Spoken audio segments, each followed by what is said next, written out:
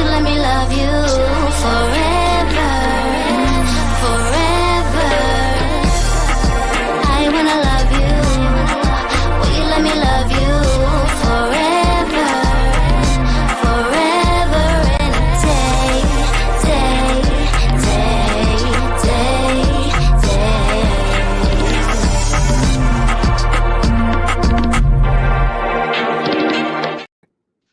Hello.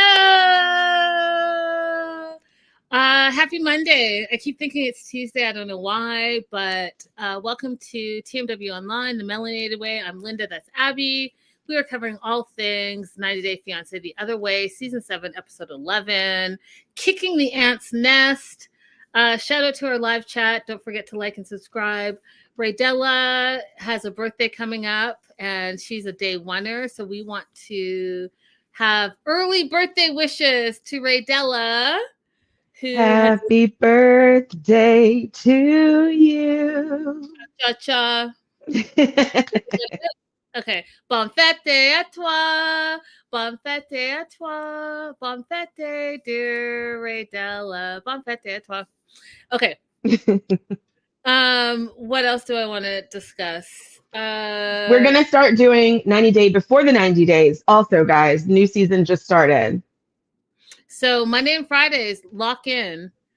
4 or 5, lock in Pacific Standard Time. Lock that in because we are definitely going to go full throttle on all things 90 Day Fiance. That being said, let's just jump in. What were your overall thoughts on Season 7, Episode 11, Kicking the Ant's Nest? We have been led astray. We have been, you guys, we have been led astray on some of these people, and it's coming out in 2 specific people that have led us astray on what's really happening inside the house. You know what? You're not wrong. What up, Judy? Hey, girl. Hey. You guys, Judy, I know personally. She is an amazing writer. Judy Lou Writes. Find her all across social media at Judy Lou Writes. And you know how we get into like short form movies and storytelling? She is incredible with all of that, and she's writing stories, and so you have to follow every week. And listen, if you're about relationships, life, all that stuff, you're gonna want to get on it on the ground level. That being said, let's jump into Dylan and Patia. Remembering that Dylan 38 and Patia's 58. How do I say that? Lacoste deal. Hey, girl. Hey. It's been a week. She's been in Tasmania. They're finally going to have a night out, date night, and they go to an Irish pub. And they're not just going by themselves. They're going to meet up with Dylan's best friend, Chris, and his brother, stepbrother. Do you differentiate? Like, do you have like half brothers and sisters or stepbrothers? Well, I have an evil half sister, so I call her half sister. But if I felt differently about her, I would just call her a sister. But unfortunately, she's evil. So, okay. I'm curious. If you have siblings that are not like 100% your siblings, they're step or they're half, do you call them sister, brother, or do you say, oh, that's my stepsister, that's my half brother? I'm curious because in African culture, that's just your sibling, right? But in real life, it's a whole other thing. And I'd get into my personal stuff, but I just don't feel like it right now. So they meet up with the bestie Chris and the stepbrother Glenn, and we find out that Patia hasn't seen the brother. I'm just going to say brother because that's just makes more sense to me, in 11 years, right? So she hasn't seen the mom in 11 years and she hasn't seen the brother in 11 years. And so this is kind of like, hey, it's a reunion, but it's not a reunion because like, I don't know what you've been doing for the last decade or so. So there's a little bit of small talk. One of the things I loved, Abby, was learning some of the slang words like bugger. Oh, yeah. So bugger. mean, I actually had someone, I did one of those little Kentucky trips when I was in my late 20s. It was full of Australians, and I was trying to pretend to speak British, but I couldn't quite get the British accent. So the best I could do was bugger, which is much more Australian. yeah. But it was all the Australian kids on the. But you know what? I did pull it off good enough that when we were in the store one time, this guy came up behind me and asked me a question, and I was like, "Oh, I'm not British. I'm sorry." What did you just do that you have all those sparkles in the back? I have no idea.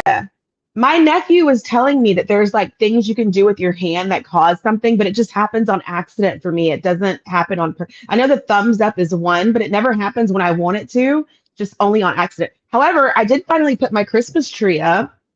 Cute. Yeah. Happy holidays, Oslo. Hey, girl. Hey. So Bugger was one of them, and Tinnies, which is a great thing. So it's a can of beer or cans of beer. So you're gonna get your Tinnies. And Canadians, twofers. You guys will know what twofers are, and I just love all the slang. It's so good. Yeah, that was fun. Yeah. So Chris, which is the best friend, asked Patia, how are you getting along with Joe, which is Dylan's mom, right? So he knows the backstory. He knows that they don't get along. And Patia kind of does a white lie. She's like, you know what? We got on well and everything's great. She's amazing. She's so kind, all the things. And he was shocked. He looks over at Dylan like, really? Like, when did this happen? Because everyone knows that you guys don't get along. Mm-hmm. And then I felt like Chris was like trying to like create a little bit of drama, because the next thing he says, so first thing he's like, what's up with the mom? Second thing he says is, when are you going to put a ring on this finger? And that stirs Patia up, right? She's like, yeah, it's been 12 years. And, we've broken up so many times. And this is it. This has to be the last time. And instead, Dylan's like, we have issues to sort through first. And I was like, is he not like, what were your thoughts, Abby? Because I feel like he's still like dilly-dallying. Like it's been 12 years. I do. I think, yeah, he doesn't want to. If he wanted to, he would. That part. I mean, that's simply what it is. I mean, he's thought to himself, I can have someone to do all the things that I want them to do and even move here to be with me without making any kind of commitment. Why not? Why not? But Chris definitely was being a mess maker. 100%. 100%. He's like, let me stir the pot. Let me get some drama. Mm-hmm. And good on Patia for not falling for it. Sorry. Shout out. Ah! Go, Abby. Say all the things. say it. Shout out. Say all the things. Go. You first. I have to look at it because I was gonna say what you were gonna say. I was just being silly. Shout out to Silver Linings and Joslo and Ray Della. You guys weren't here earlier, so we have to sing happy birthday to Ray Della again. Happy birthday to ya. Okay, I'm done.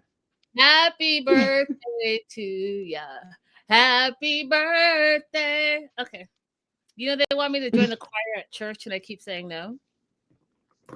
It is a time commitment. It is. And it's not just that. No. We'll talk about it next year, maybe. That being said, so Chris is talking about the mom and the wedding and the engagement, all the things.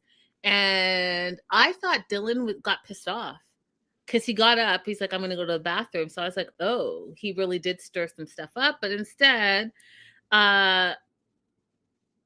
he still decides that he is going to jump on the mic. He's going to sing a song that he wrote himself personally, because he's not the best communicator, and he feels like through his music he can explain to her how he really truly feels about her. And so he sings, blah blah blah, plays the guitar. The line that I pulled out from his song was, quote, I promise to be more gentle with your heart. And I just felt like, if that was true, I feel like you would stop talking about her to all of your friends, about all of her flaws and all of the things that you don't like. And instead, I feel like you would talk amazing about her and set her up for success in her new homeland. And I just don't Hmm. feel like getting that vibe from you. And so a song is a song. Great. You took time to write a song and you sang the song and all the things. But at the end of the day, that's not enough. At least as far as I'm concerned. Right. I completely agree. He said that he doesn't communicate very well, but your actions are communicating for you. Yeah. So that the actions that you've had so far upon arrival are, and she didn't think it was a big deal, but I still think it's a big deal. Like you let her spend the night on the way there alone, you know, and then once she arrived, you immediately start trying to stir stuff up with about her spending habits. You know, now we've got your friend Chris coming in saying negative things. You immediately get on to her about what kind of couch she wants to pick out when you could have done that before she even got there if you really cared about it. Right. And so it doesn't feel like, oh my goodness, I'm so glad to have this person here and to be preparing to spend the rest of her life together. Yeah. I have the exact same vibes, 100%. And the other thing that was concerning to me, Abby, was the best friend, Chris. He literally said he's unsure of their longevity. He's like, they have a passionate relationship, but it's tumultuous. And he's like, I don't see this lasting past 6 months, which has been their pattern, right? So he's not wrong for saying that because over the last 12 years, like Patia has said, they've broken up more times than not. So he's just following the history of behavior. And so I don't know. I'm a little concerned about this couple, to be honest. Yeah. Day, I'm more than a little concerned. yeah. So a day or so later, they're gonna have a family dinner at Joe's house, which is Dylan's mom.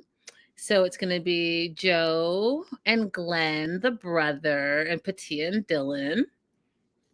And one of the things that I thought was interesting and I wanted to discuss with the live chat, if you're watching the replay, I'm very much like this. Okay, so I grew up purely, strictly African house, and you just don't eat at everyone's homes. And even if you go to someone's home, it's very polite and all the things.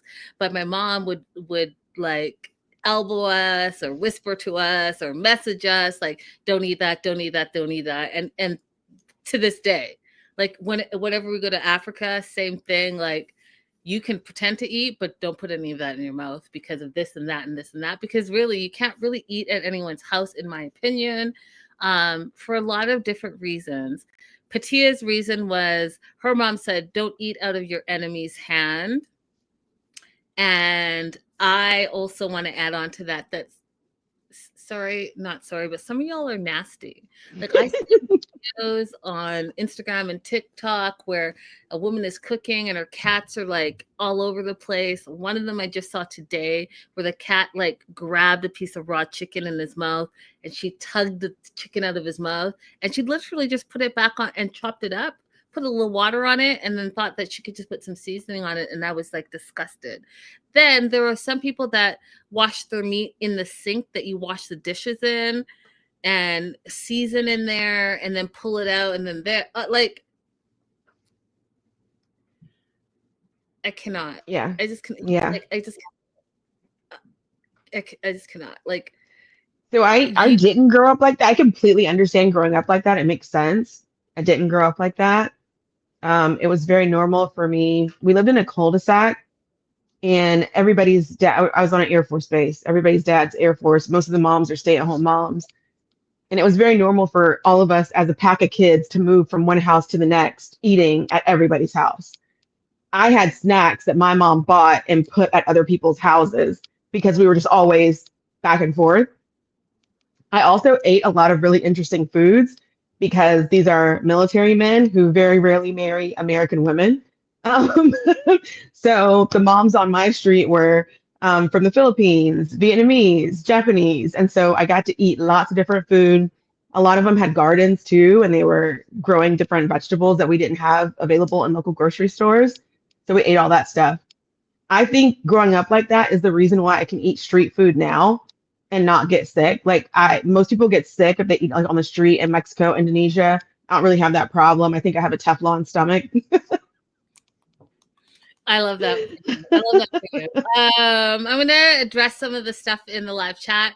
Hey Ronnie, you guys, if you remember AfterBuzz, Ronnie was AfterBuzz host with me. We've become friends, all the things. So shout out to Ronnie. And then Frank is asking, would you get offended if people wouldn't want to eat your food? Listen, Frank, you don't know me clearly, but I'm an amazing cook and I'm very clean and people love my food. I have dinner parties often and people fight over my food. Like I literally had a girls' party and I had a bunch of my friends over and I did this like salted caramel brownie thing. And I'll never forget this to this day. It's literally started a fight and people stopped being friends over it. It went on Facebook and there were pictures and all the things. Someone tagged me. I looked and I was like, I can't get involved in this because it's a little too much drama for me. But to answer your question, Frank, I would not get offended. But you'd be missing out. That's all I have to say. Yeah.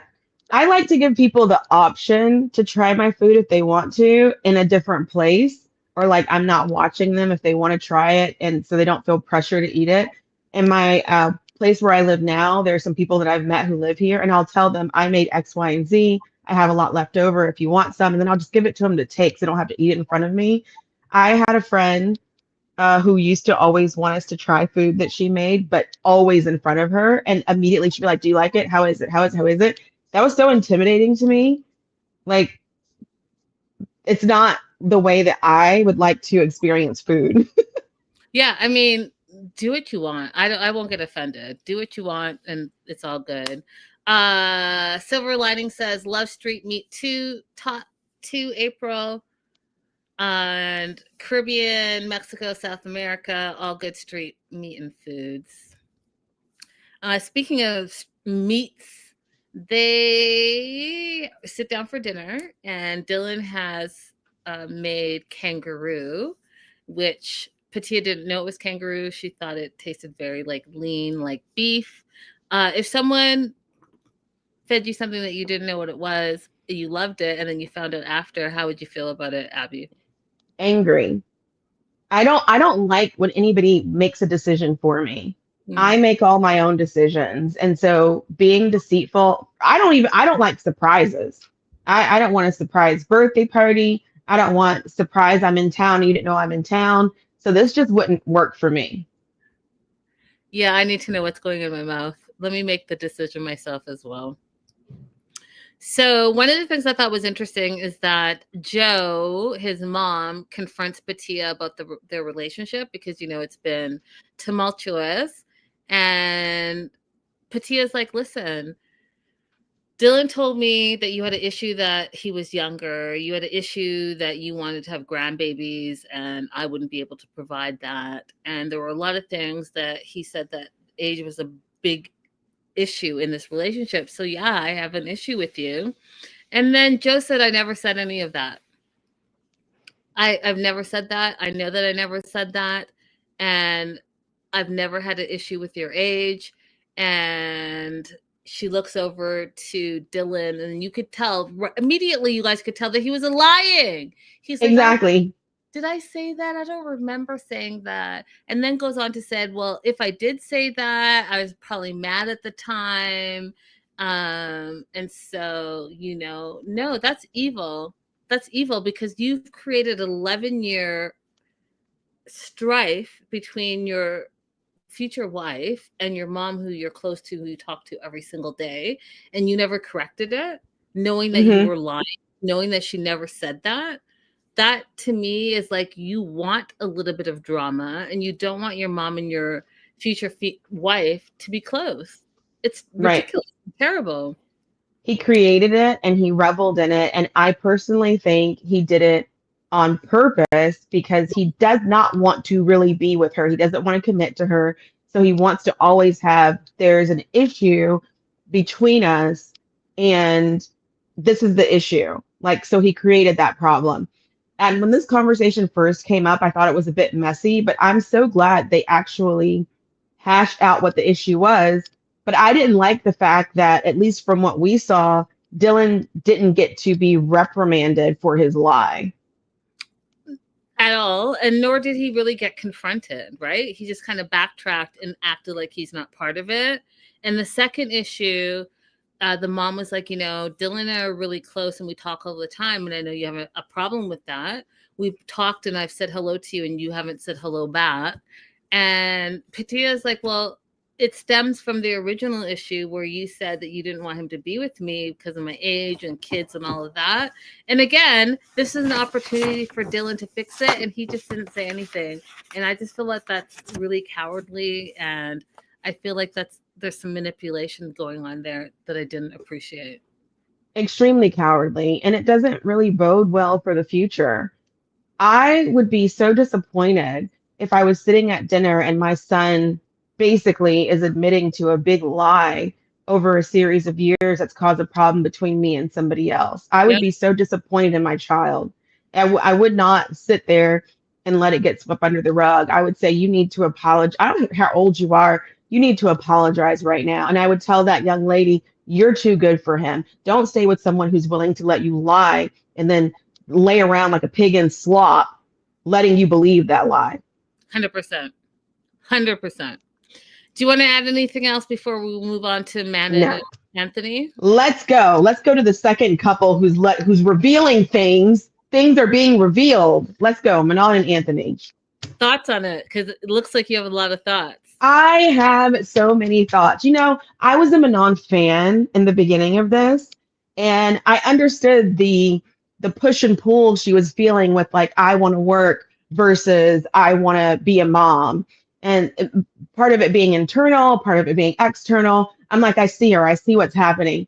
But the things that she said to Anthony are so rude.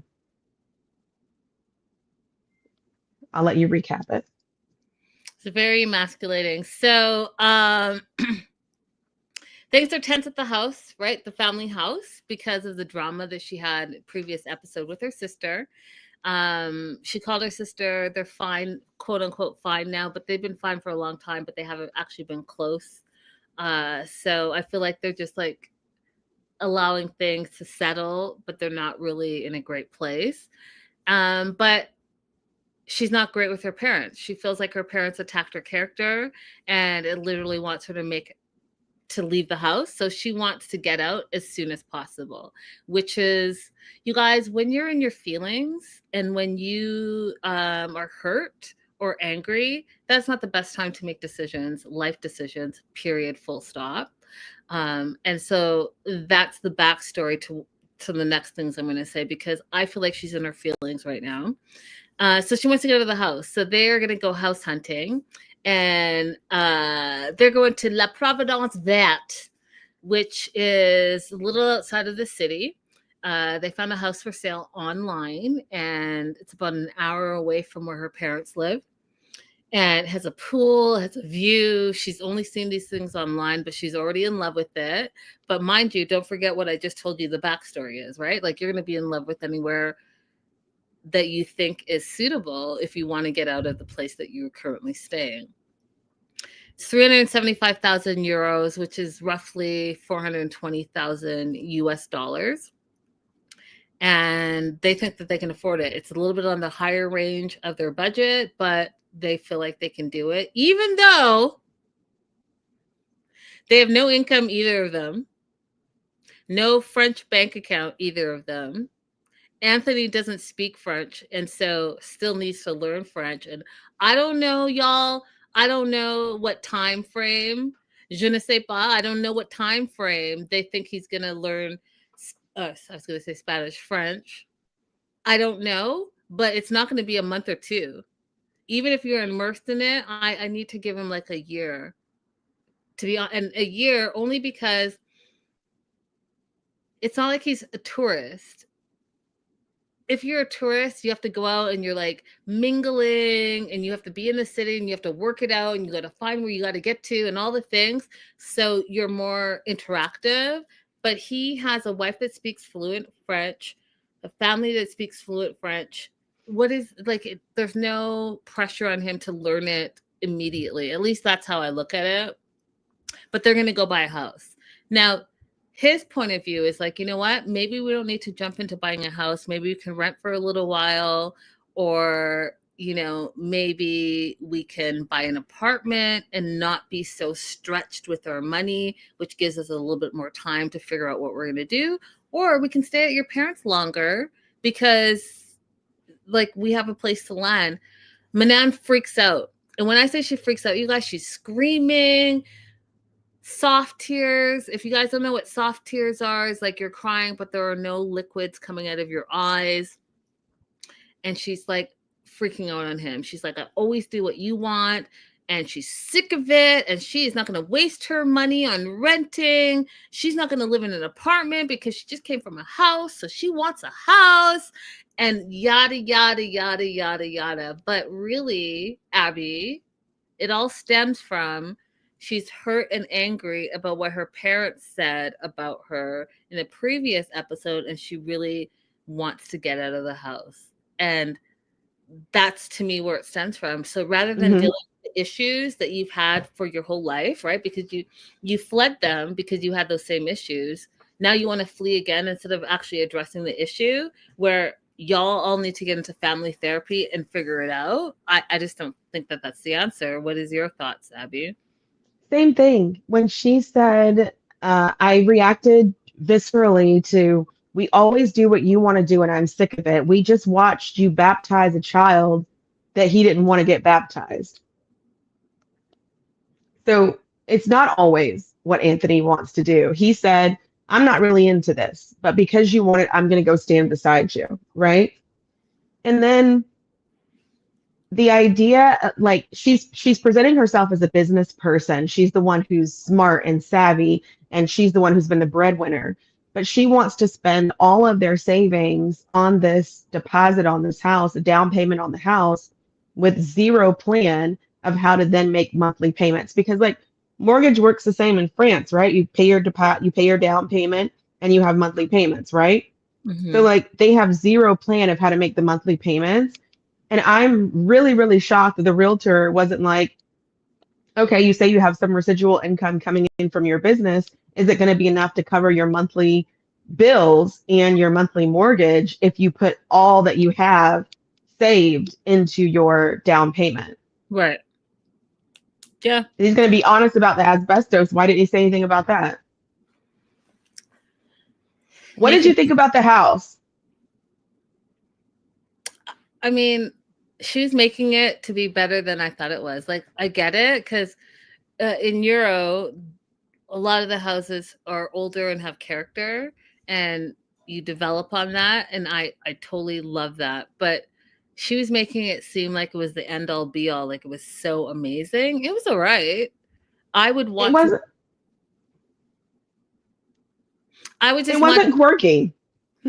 I would just want to, not even quirky. I just would want to see other options. That's your first option you saw. What else is out there? And what else can we afford? But I also know where she's coming from. She wants to get the F out of her house. I see it. And so I don't know if she's necessarily making the best decision. So they meet up with Chris, the realtor.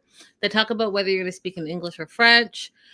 Since Anthony doesn't speak French, he's like, okay, we'll speak in English. Manon takes 2 steps into the house and she loves it from jump. And she's overly excited. And Anthony's like, what happened to playing it cool? Because, you know, maybe we can negotiate pricing and all of that. And she's like, oh, you know, this is how we should do it. You know, I'm the one. So this is the first dig that she gave at him that I was like, oh. She's like, you know, I'm the one that has networks and friends and makes things happen. I'm the businesswoman. You have no friends and no networks. So who should we be listening to? I was like, oh, wow. That was rude. So rude. You said that to your husband? Wow. So they walk around the house. There's a bunch of, like, I think there's like 3 showers, so maybe 3 washrooms, bathrooms, whatever you guys want to call it. And even like the main room with the twin beds, it looks, I don't know, it just looked like, oh, whatever. It wasn't everything that she was hyping it up to be, in my opinion. You guys let us know what you thought. It was fine, but for 420,000, I don't know, maybe stay at the house a little longer and keep looking. But no, she's like, we have 100,000 cash, and she asked the realtor Chris if they can get a loan, and she's like, we have good credit. I have no debts, all the things, and basically he says it's doable. It's doable because most people don't have a third down in cash that they can pay. But there's a but. The roof has asbestos. So the owner is willing to take 40 to 45,000 US off the price if you want to buy it. Now, here's the thing, you guys. I don't know. I'm sure there's a ton of realtors out there. I'm sure there's a ton of contractors out there. I grew up with a lot of contractors. And so what I'm going to tell you is, if they're saying that it's 40, let's just say 50,000. If they're saying it's $50,000 worth of damage in asbestos, it's 100,000. Because you know what? You're not factoring in the labor when they peel that roof off and they actually get to look, because they're only seeing with your roof on what they're seeing. When they peel all that stuff back, they're going to tell you, oh, it's worse than you thought. If it's $45,000 from just looking at it, it's 100,000. Yeah. Yeah, I thought the same thing. That shit is going to rot, and it is already expanded. And that's why you're getting, I don't know, like 3 bedrooms, 3 bathrooms for, less than 500K. That's why.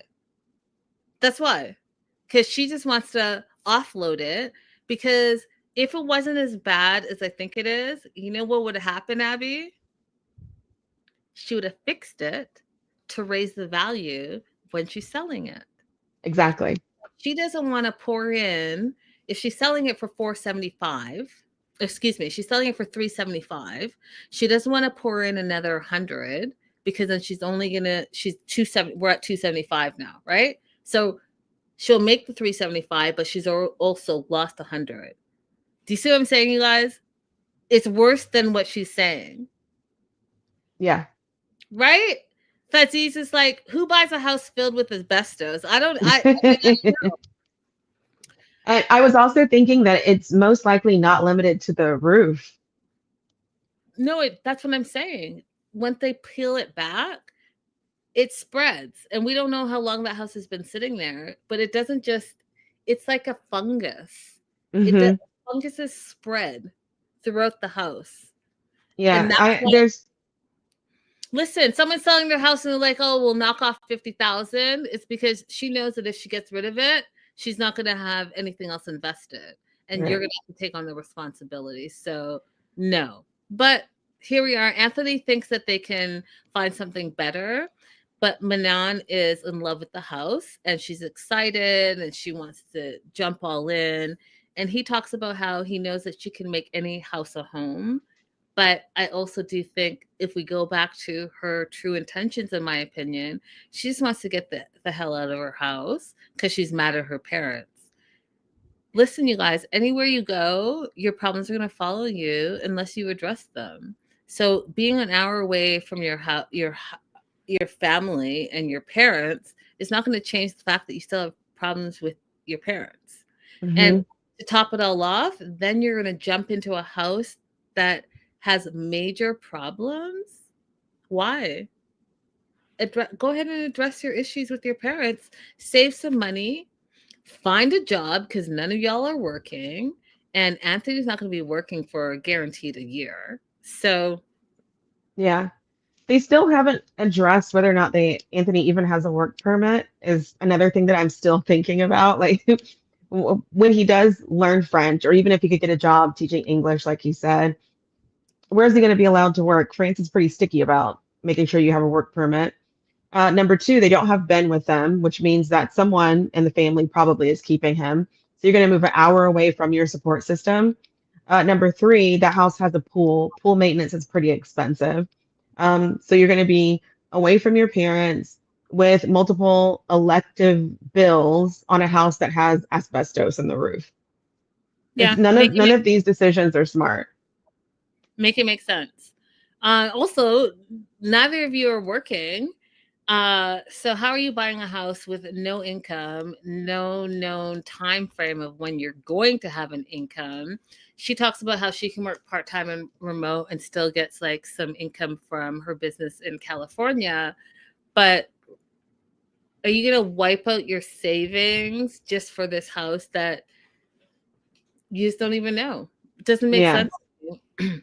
I would see them getting into this house and then falling into the exact same pattern they were in before, where she's working all the time because she has to work to pay for that home. They've gone through all of their savings, Yeah. and she would continue to complain that she feels like she's not getting to know Ben and not spending time with Ben, but it would be a monster of her own creation. So now I'm kind of thinking you created that situation in Los Angeles as well. Yep. So I'm worried that she's actually not really taking her own steps forward, Right. right? So he's okay with living with her parents because he feels like they're finally starting to get a balance and he's seeing some positive changes. She's getting to actually know her son and spending time with her son. But now he's seeing that she wants to step back to be the provider.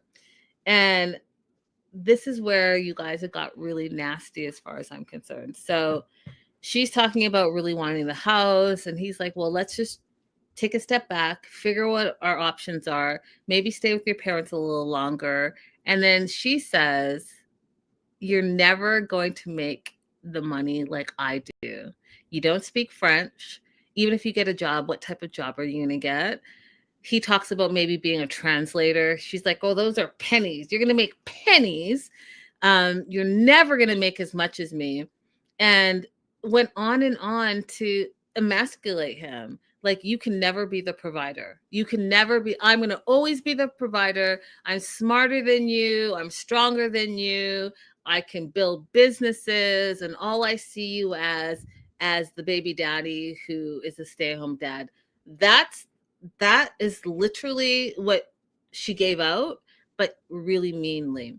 And he was like, her saying all this stuff makes me feel like I'm not good enough for her, which again is me saying that he feels emasculated. He hasn't even had the opportunity to step up, and you're already telling him what he can and cannot do, and that he's never going to be good enough. I thought that was terrible, Abby. It's really terrible. It's terrible because you guys came up with this plan together that you're going to come to France and he's going to be the one to work. So I would be thinking, have you had in your mind the whole time that you think I can only work for pennies? Have you had in your mind the whole time that I really wouldn't be able to get a job? You don't have any faith in me? If Anthony is able to stick this out, if they're able to talk this out, more power to them. I feel like she made some comments that really went past the point of no return. They were terrible. They were mean and like, that deep, like, someone has Hmm. insecurity or, someone has some trauma in there and it. So you like dig deeper in. Not okay. Just not, all of it was just definitely not okay. Hmm. Do you want to add anything else to this couple before we move on to Jenny and Submit? That's it. We only have one more person who reveals herself.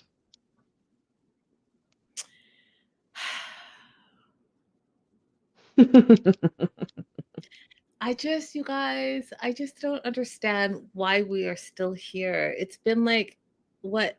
How long have we known Jenny and Submit? Like 10 years? I just don't understand.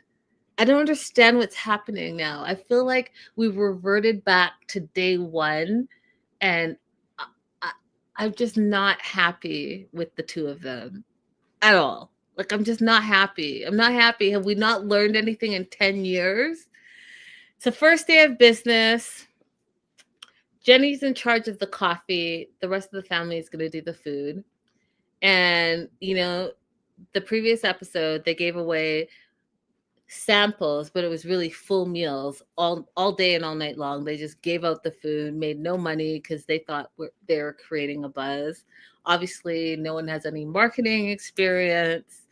So there's that. Jenny's worried about making money because she's really only in the business because she wants to be able to move out of the house, the family house eventually, and have their own place again. So she's all about making money. First customer comes and he just wants a cappuccino. Now, y'all, coffee, some cream, foam that shit up, put a little swirl, you got a cappuccino. Jenny's not comfortable with the sheen, and I literally numbered all the issues. Just a cappuccino. Okay. First, she has to find the milk container. So why did you guys open if you guys weren't set up? I just business 101. Don't open the gates until you're all set up. I don't understand why you're open and you're still trying to set up and you have your first customer. Makes no sense to me. Second of all, where are your gloves and your friggin' nets and your, like, what is happening? I don't want your nasty hands. I don't care, you guys. You guys know how I am. I'm 10 toes deep or whatever you want to say. Put some gloves on. I just, no. Second, Jenny's the kind of person that gloves wouldn't really help her. I'm going to be honest, because she was digging in her pants. She's digging in her mouth. Like, she would just do that with the gloves on. Gloves are not going to help her. She's just nasty and slothy. okay, so that's the thing. Like her digging her, all the things, you guys. That wasn't even on my list, but I was like, maybe gloves will at least make me feel a little bit more comfortable. But no, the touching of the face, the hair, her behind, all the things is too much for me. Then she wants to grind the beans, but she doesn't know how to. And I'm like, you spent a whole day learning this machine and you don't know how to grind some beans.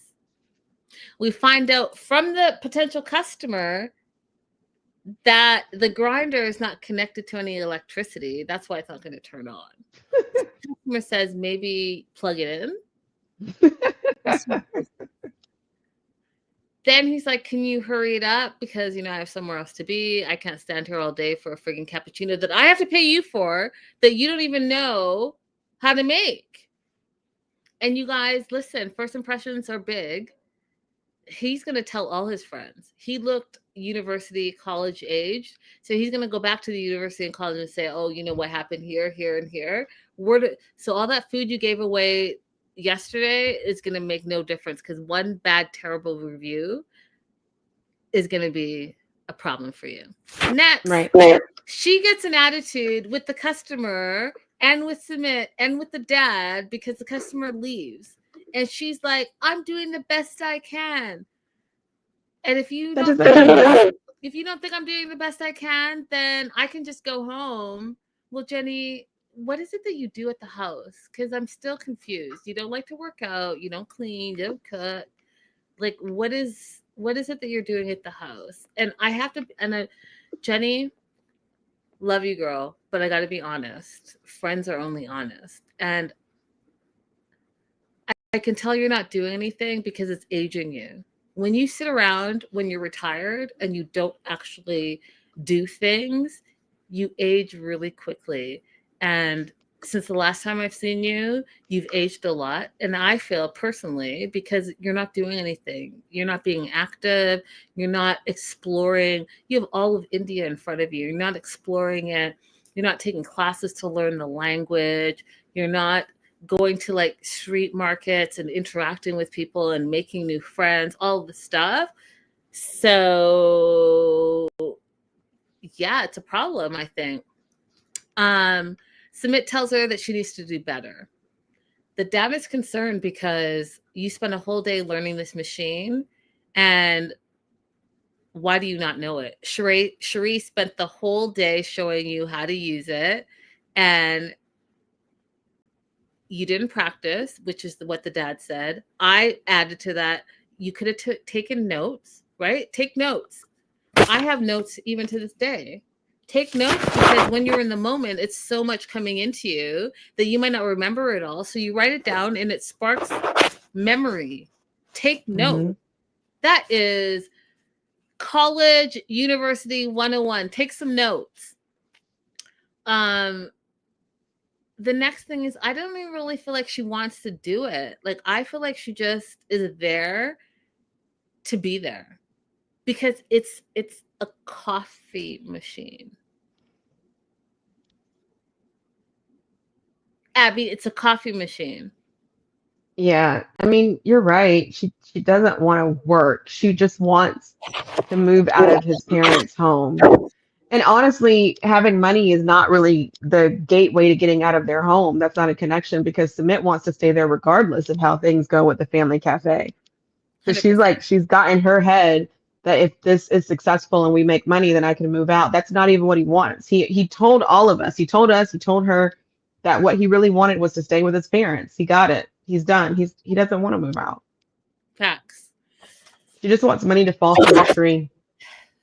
Fazzi says, yes, she worked hard for 35 years, but becoming a secondary sloth is not the answer either.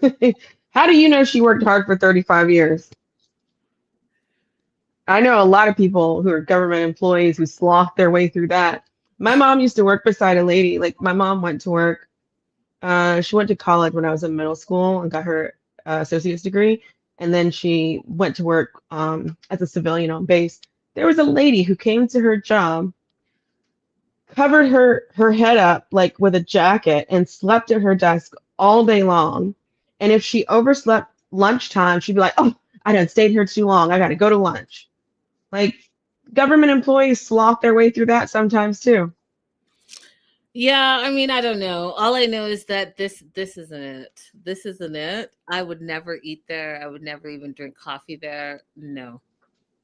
No. Something has to change because this screams failure. Yeah, I wouldn't be interested. As soon as she turned around and started digging in her butt, I mean, like, because the thing is, if people can't even bother to like try and hide the nasty things they're doing from you, they're doing like really, really nasty stuff that you can't see. Like Facts. she didn't even she turned around and scratched her ass in that man's face.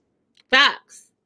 Last time, remember you guys last episode, the grinder lid fell on the ground. She just picked it up and put it right back on. The dad was getting toilet water to wash the potatoes. Like, I've seen enough. I've seen Yeah, enough. I've seen enough. And I guess if you feel like it's okay to spit old cow urine on everything, I mean, what?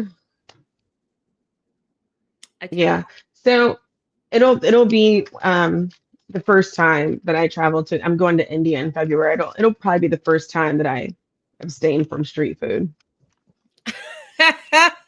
You gotta go find their cafe and go live, and we have to be there.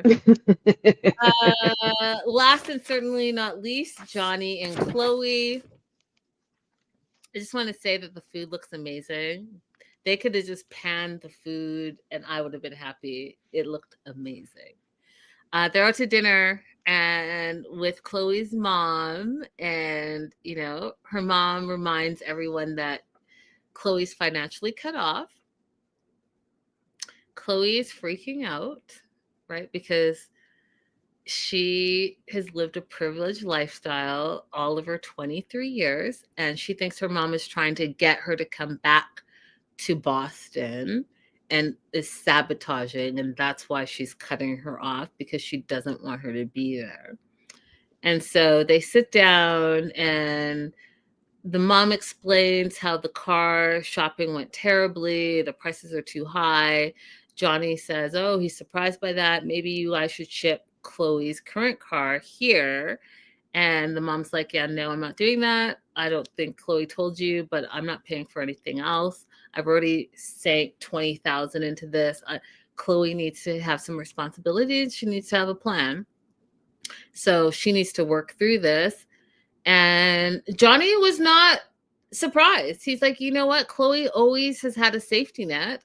And a lot of these rich girls, you guys, they really don't have a sense of planning, finance, budgeting, because it's always just there. They have their safety net. So the parent is always going to take care, which is where we see this 23-year-old.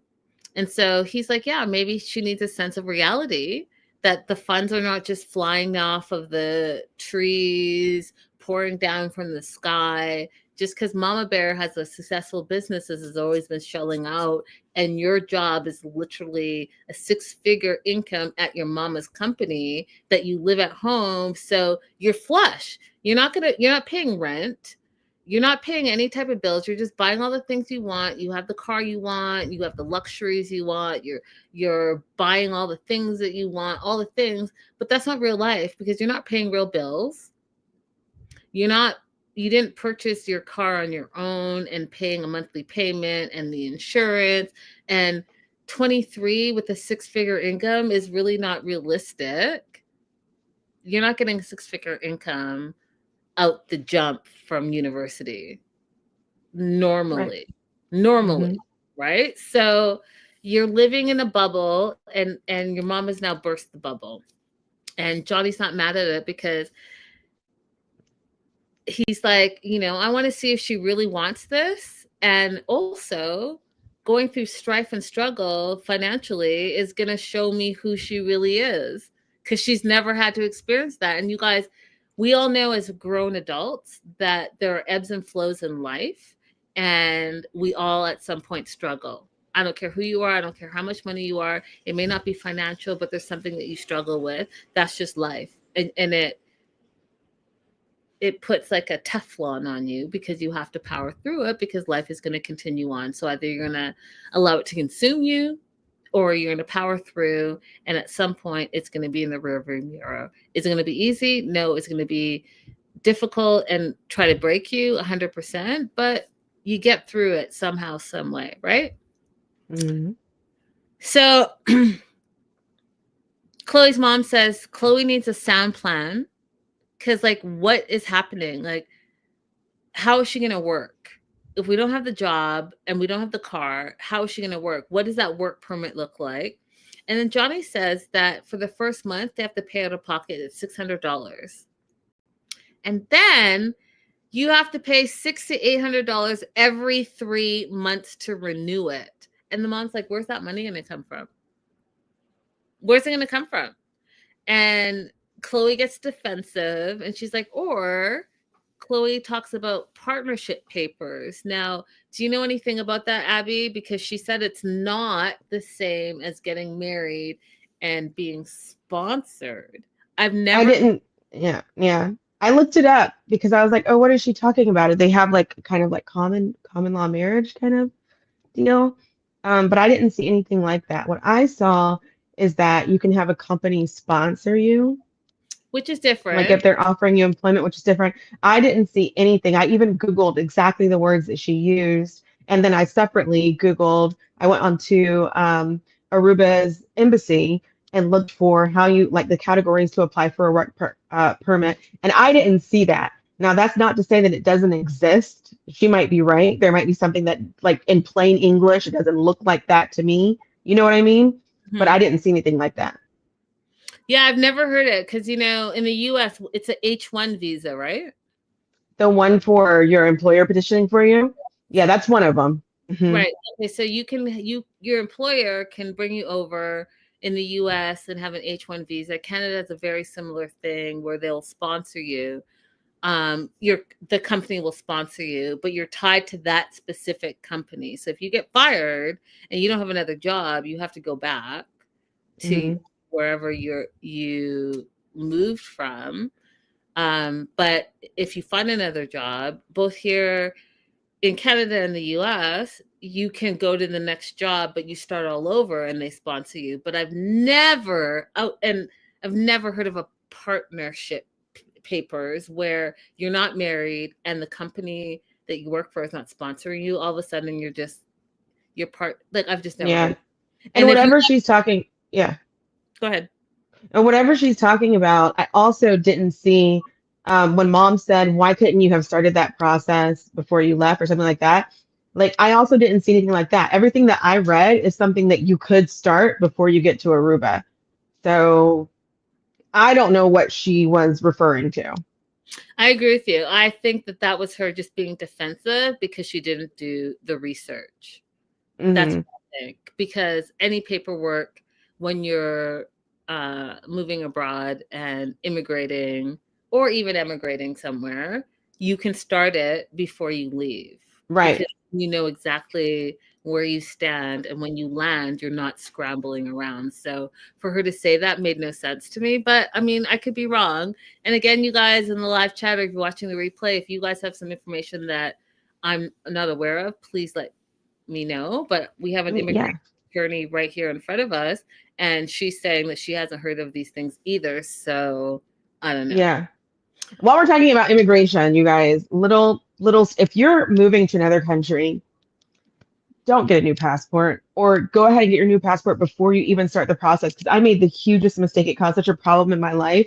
I applied for my work visa in Mexico, and then I realized it was going to expire. So I got a new one. So between the time that I applied and when I went to my interview, I had a new passport number. I didn't even know that passport numbers change. So when I go to my interview, they were like, we can't issue your work permit because you don't even have the same passport that your application was under. Mm. And I'm smart. And I still made this horrible mistake because I'd never heard anybody even talk about it. So don't do that. Yeah. Yeah. And you guys do your research. Do your research on the country that you're moving to or moving from, and make sure you know all the steps so that you set yourself up for success. Because leaving your country, not only the immigration component, there's the finance component, there's the tax component, there's the living component. There's so many things that make up the whole package. It's not like you could just pick up and leave and, think that you're going to land softly. There's a lot that goes into it. So just remember that. I think Chloe's tripping. I think she's being defensive because she is starting to realize that she's going to have to grow up. Her mama's not going to pay for everything for the rest of her life, and she's going to have to get a job. She's going to have to make money and income, and she's used to a certain level of living, and that's not going to happen. So she's getting defensive. But then here's the kicker, you guys, the end all be all kicker of the night. Chloe's mom says, you're cut off. I'm not putting one more dime into Aruba, into your relationship, into any of this. However, Abby, if you, Chloe, and you, Johnny, move back to Boston, I will personally support the both of you. What are your thoughts on that before I have a TED Talk? I would have never offered that. And let me tell you why, from a parenting perspective. Sometimes you have to let your kids fail. Okay. I think this is a situation where Chloe can very safely fail, because I can always, okay, you're ready to come back, I'll send a ticket for you to come back. But once you've decided to sit through a dinner and talk to me like trash, like I'm not a person, I'm very, very big with my own child on letting them know I have feelings and you can hurt my feelings too. So whenever we're having a conversation, we're going to be respectful of each other's feelings. I'm a person too. I want to be loved and I want to be cared for and I want to be talked to a certain way. And I will also talk to you that way with respect and with love, right? She sat there being contrary and rude the entire dinner from what we saw. So I'm not going to wrap that up by saying, and here's a gift that I will give to you, and here's how I will save you if you decide to come to Boston. I'm going to say, all right, well, it was a great visit. Good luck to you. I hope you figure it all out. And let her fall. Go ahead, Linda. I'm going to try to. Absolutely not. Absolutely. I think this is a manipulation. I think that she showed her cards.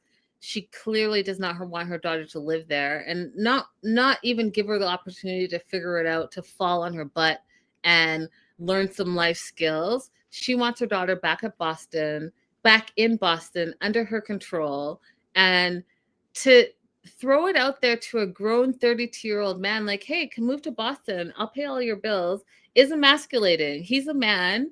He's been a man his whole life. He has his own home. He has taken care of his mom who passed away. He's made a way in the hospitality industry to continue on. And now you're saying to this dude, hey, listen, none of that matters. I got you. I'll pay all your bills if you not even come back to Boston. If you move to Boston, leave your entire life and I'll pay for everything. First of all, how long does that last? Do y'all live in the same house? Do they get to buy a house and you're going to pay for the house? Are you buying him a car? Is he supposed to work or not work? Is he working at your business? And for how long? 1 year, 2 years, 10 years, for the rest of their lives? What is that supposed to look like? Because to just think that you can throw money at a problem, honestly, is the problem in the United States of America. Period. Full stop. I'm not going to get political, but money does not solve every single issue. You just can't throw money at something and think, hey, all is better. No, you got to address the issues. You have to have specific terms and conditions and time frames and rules and regulations. I can go on and on and on, but this isn't it. You're telling a grown man, hey, I'll pay everything for you. Just leave your entire life, because none of that really matters because I have more money than you. Yeah, I actually didn't even think of how he would receive it. I was just thinking parent wise, I think that's not a good choice to make, but I completely agree.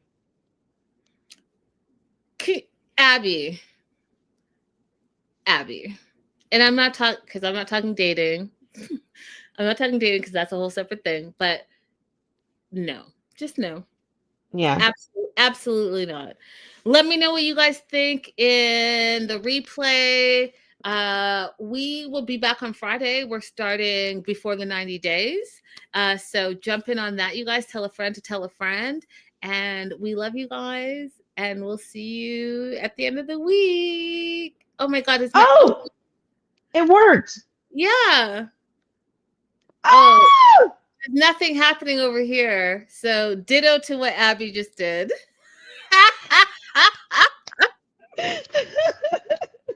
Bye, guys. Bye.